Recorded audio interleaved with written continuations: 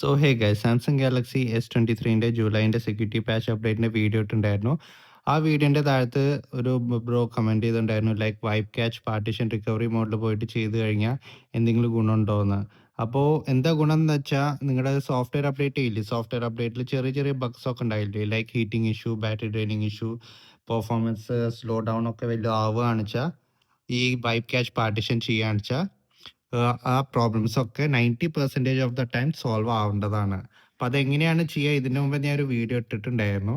ഇപ്പോൾ ഞാൻ ഒന്നുകൂടി കാണിച്ചു തരാം എങ്ങനെയാണ് ചെയ്യേണ്ടതെന്ന്.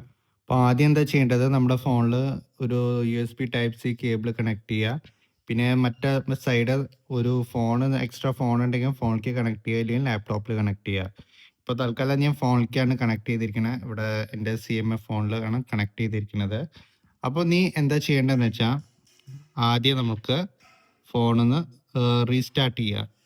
ഇവിടുന്ന് പോയിട്ട് റീസ്റ്റാർട്ട് ബട്ടൺ ക്ലിക്ക് ചെയ്യുക. ക്ലിക്ക് ചെയ്ത് കഴിഞ്ഞാൽ നമ്മുടെ ഈ volume up button and power button ഉണ്ടല്ലോ, അതും ഒരുമിച്ച് അമർത്തുക.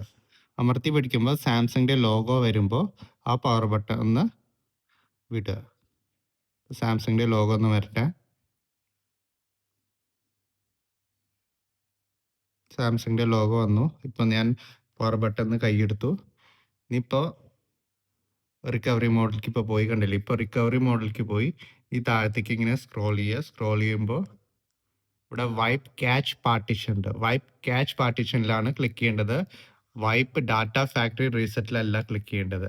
അപ്പോൾ വൈപ്പ് ക്യാച്ച് പാർട്ടീഷനിൽ ഇങ്ങനെ പവർ ബട്ടൺ വെച്ചിട്ടാണ് സെലക്ട് ചെയ്യേണ്ടത്. സെലക്ട് ചെയ്തിട്ട് യെസ് കൊടുക്കുക. യെസ് കൊടുത്തു കഴിഞ്ഞാൽ എന്തെങ്കിലും ബഗ്സ് വല്ലതും ഉണ്ടെങ്കിൽ അത് സോൾവ് ആയി കിട്ടും. ഇപ്പോൾ ഇങ്ങനെ സോഫ്റ്റ്വെയർ അപ്ഡേറ്റോ സെക്യൂരിറ്റി പാച്ച് അപ്ഡേറ്റോ ഒക്കെ വല്ലതും വരികയാണെന്ന് വെച്ചാൽ ഇങ്ങനെ ഒന്ന് ചെയ്ത് നോക്കുക. അപ്പോൾ ഹീറ്റിംഗ് ഇഷ്യൂ വല്ലതും ഉണ്ടെങ്കിൽ, അല്ലെങ്കിൽ പെർഫോമൻസിൽ വലിയ ഇഷ്യൂസ് ഉണ്ടെങ്കിൽ, അല്ലെങ്കിൽ ബാറ്ററി ലൈഫിൽ വലിയ ഇഷ്യൂസ് ഉണ്ടെങ്കിൽ സോൾവ് ആയി കിട്ടും. അപ്പോൾ എന്തായാലും ഇതൊന്ന് ട്രൈ ചെയ്ത് നോക്കുക. Okay, thank you.